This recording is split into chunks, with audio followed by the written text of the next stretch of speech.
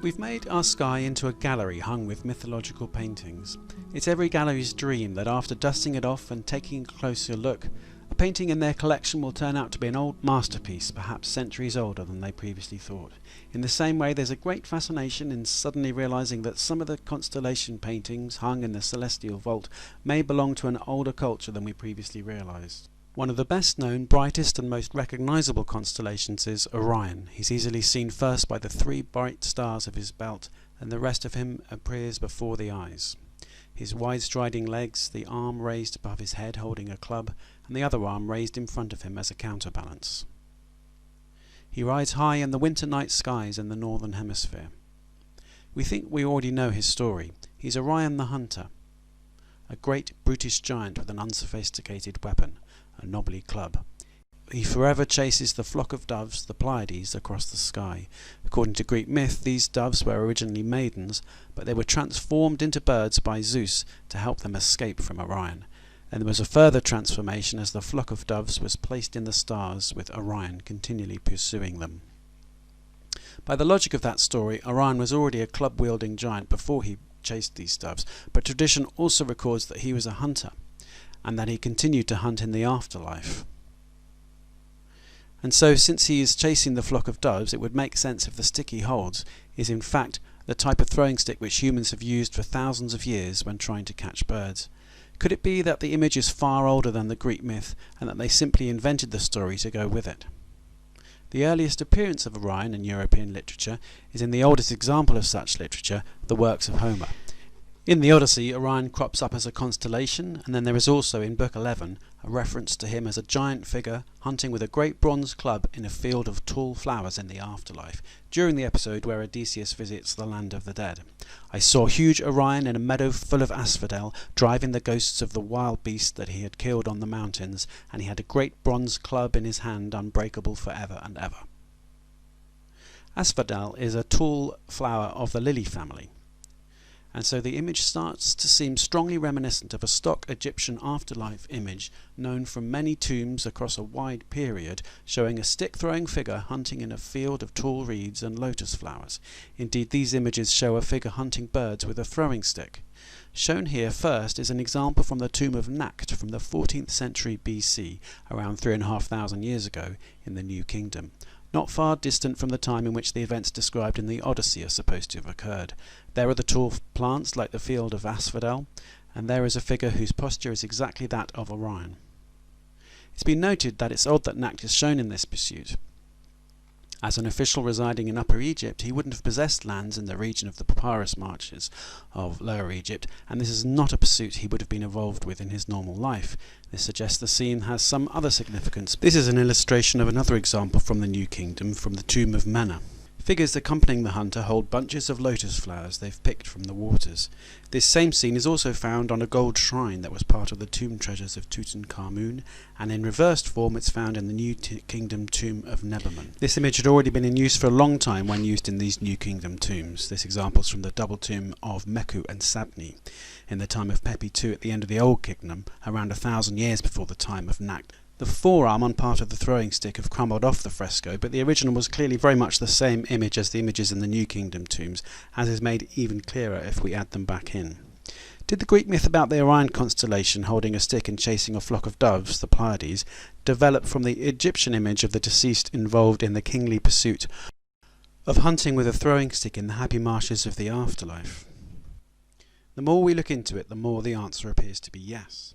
As we've said, these images are at least as old as the Old Kingdom, the Pyramid Age, and from that time we have texts that give us a great deal of insight into what these images are all about. We know from the Pyramid text that there was a celestial field of reeds in the sky, and that the afterlife king Osiris travelled through this field in the form of the Orion constellation, and we even know that a bird-catching event took place in this heavenly marsh, in which the spirit double of the pharaoh would take part after he had ascended from the tomb. From utterance 432 in the pyramid chamber of Pharaoh Pepi, we learn that the deceased pharaoh is to be taken into the sky as a star. And from utterance 440 we know that Pepi's car, his spirit double, is to ascend into the sky. From 442 we know that Osiris, in the form of the Orion constellation, which is obviously of enormous relevance here, passes through a starry version of the field of reeds with the pharaoh's car. Lo, he has come as Orion. Lo, Osiris has come as Orion, lord of wine at the wag feast.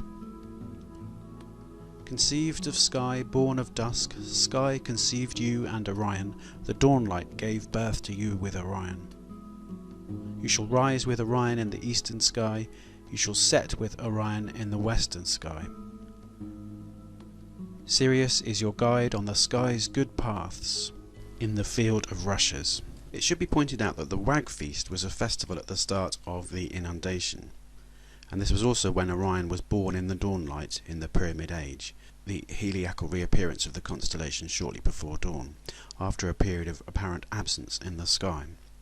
So we're probably looking here at an identification of the drowning Osiris with the flooding of the land, and of the ascension of his spirit with the rise of Orion.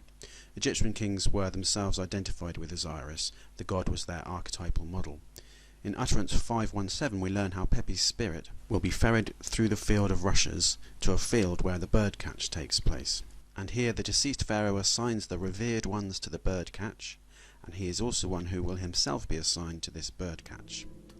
O boatman of the boatless just, ferryman of the field of rushes, ferry this Pepi to the field, the great god's beautiful throne, that he may do what is done with the revered. He commends them to the cars, he assigns them to the bird catch. Pepi is such a one. He will assign Pepi to the cars, he will assign Pepi to the bird catch. We hear more about this starry bird catch in Utterance 553. Raise thyself up, the double doors of heaven are open for thee. The double doors of the tomb are open for thee. The double doors of Nut, goddess of the starry sky, are open for thee. Greetings, says Isis. Ferry on in peace, says Nephthys, after she has seen their father, Osiris, on the day of catching birds with the throwing stick, when you ascend to heaven as a star. So the sister goddesses Isis and Nephthys see their father Osiris being ferried through the sky during a bird-catching event that involved a throwing stick at the time when the king ascended as a star. So what's not in doubt is that there was a celestial version of the bird catch taking place in the heavenly field of reeds located in the starry sky, and that it was in this form of Orion that Osiris travelled through this region. So when we see the bird catch in the field of reeds in the tombs, it's clearly more than a nice holiday snap to remind the deceased of an activity they'd enjoyed when alive. It was a depiction of an event which the car of the deceased would take part in when ascending from the tomb into the sky. That the images also look just like Orion with his raised club, and that Orion himself chased a flock of birds across the sky in Greek myth, should be enough already to kindle our curiosity. Was Orion the Hunter, who chased a flock of birds, originally an Egyptian constellation? Do the Egyptian images of the bird catch with the throwing stick in the field of reeds actually show Orion? One of the strongest bits of confirmation comes from the fact that the equivalence between the Greek myth and the Egyptian conception of the sky extends to include the Pleiades as part of the picture. Just as the Pleiades for the Greeks were the flock of doves chased by Orion, for the Egyptians this star cluster marked a part of the sky they called the flock.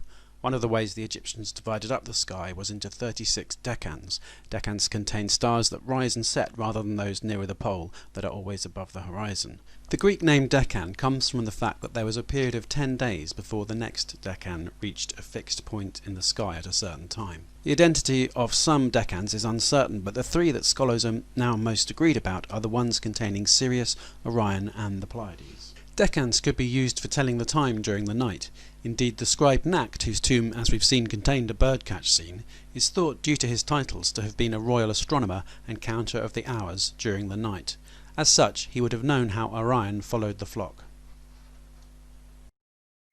We should also note that the decan figures were shown standing in reed boats, just as with the image of the bird hunter. When the Egyptians spoke of the decan of the flock, was this in the sense of a flock of birds? Certainly the terminology could be used in that sense, as in a section of the coffin text that actually again describes the use of the throwing stick in the celestial marshes of the afterlife. For this theme from the pyramid text was later taken up by these coffin texts. Horus, having revived and attended to the needs of Osiris, his father, then gives him the power of movement, saying to Osiris, "May you find the valleys full of water for your washings in the cool water. May you pluck papyrus plants, rushes, lotuses and lotus buds. There shall come to you waterfowl in thousands lying on your path. You cast your throw stick at them. They are thousands, failed by the sound of its wind. Grey-lag geese and green-breasted geese, white-fronted ducks and pin-tailed drakes. In this passage from spell 62 of the coffin texts, the number of birds is twice given as thousands, and I can show you the relevant section here in the hieroglyphs, including the hieroglyph for thousands. The hieroglyphic numeral for 1,000 is an image of a lotus or a water lily. This could be used multiplied to form a word that could mean flock, as with the name for one of the decans. The name of the decan in question was written like this, i.e. 3 lotuses and a star, and the name meant the star of the flock or the star of the myriad. This identification of the part of the sky around the Pleiades with the flock, eternally followed by Orion, must surely have fed into the idea of Osiris in the form of Orion hunting thousands of birds with a throwing stick. In most of the bird hunter images, the hunter's female consort is shown standing behind them in the reed boat, as we can see here. In the case of Osiris, the archetype of the Egyptian king, the consort is Isis, who is identified with Sirius. Sirius follows closely behind Orion in the sky, and in the image here we see a female figure representing the decan containing Sirius, following behind the male figure representing the decans containing Orion. Therefore it seems highly likely that the consort behind the bird hunter in the tomb images represents Sirius in the same way that the hunter represents Orion. In the Egyptian images of the bird hunter in the marshes, a river is always depicted below the feet of the hunter, filled with river animals. This is interesting because in our star map it's in the location of the constellation the ancients called the river, which was associated with the Nile. Eratosthenes wrote, "The river has its source at the left foot of Orion," and he says that while Aratus calls it Eridanus for no clear reason, others say it's most appropriately identified with the Nile. From here we can note the 2 large fish invariably shown hanging from a harpoon and held above the river to the right of the bird hunter. The Pisces constellation to the right of Orion consists of 2 fishes. In fact, the 2 fishes of Pisces are tied together by a cord, and a logical explanation for this is that they've been caught and then strung up together to dry, as has been done by people in many cultures, including Egypt. It's depicted in the very fresco we've looked at as part of the offering to the enthroned Kas of Nakht and his wife. Pisces, as the 2 caught fishes, connects well to the 2 fishes carried on the harpoon, and this also puts Cetus, the water monster, in the Nile River, so you could imagine how the hippo became a river monster when translated to cultures that had no hippos, such as Babylonian or Greek. But we need to be careful. If we get carried away including as many constellations as possible, we may end up on a wild goose chase. So let's return to our core theme, namely, well, the celestial wild goose chase. Close to the Pleiades are the Hyades, and Greek myth connects these 2 groups of nymphs by saying they were sisters. The Hyades may have the better claim to be the original flock, as the stars form a V-shape, exactly the shape of the formation which waterfowl adopt when flying in groups. The V points away from Orion as if they're fleeing from him. The original inherent logic of the scene suddenly becomes apparent. As such, it's the type of hunter's star story we find in old indigenous hunter-gatherer societies, when hunting in this way was a mainstay of food provision and most stories were about hunting. My guess is this original story is from a pre-dynastic, even a pre-agricultural star myth. So that familiar painting in the celestial vault is a good 1.5 millennium older than we realised. It goes back to the age of the Egyptian pyramids at least, and maybe far older, and it doesn't show a brutish giant in the gloomy Greek underworld of the uninitiated, but rather the car of Osiris abundantly provided for in the field of reeds, a scene redolent of pharaonic mystery and spiritual optimism. It would be a simplification though to say that Osiris was identified with Orion. There are equally good arguments for the enthroned Osiris in the Hall of Judgment scenes, being the Cassiopeia constellation in the region of the celestial pole, to choose another example. Because for the hippo-crocodile goddess, bull's foreleg and the 4 sons of Horus in these scenes, we have explicit evidence for their being circumpolar constellations. We saw the same paradox in the pyramid text of Pepi. Pepi's ferried over to the place of his throne, where he assigns his own car to the bird catch. And we find the same thing in the Nakht tomb fresco. Nakht is enthroned watching his own car taking part in the bird catch and also harpooning fish. This isn't a different Osiris, it's the same one. How can this be? Such constellation forms were really ways to uplift the car by means of increased resonance.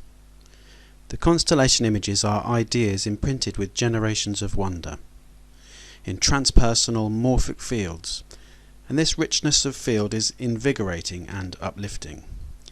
So if you plug the Platonic idea of the person, their car, into the constellation form by association, you'll invigorate them. In other words, you could think of them as being yoga poses for the car.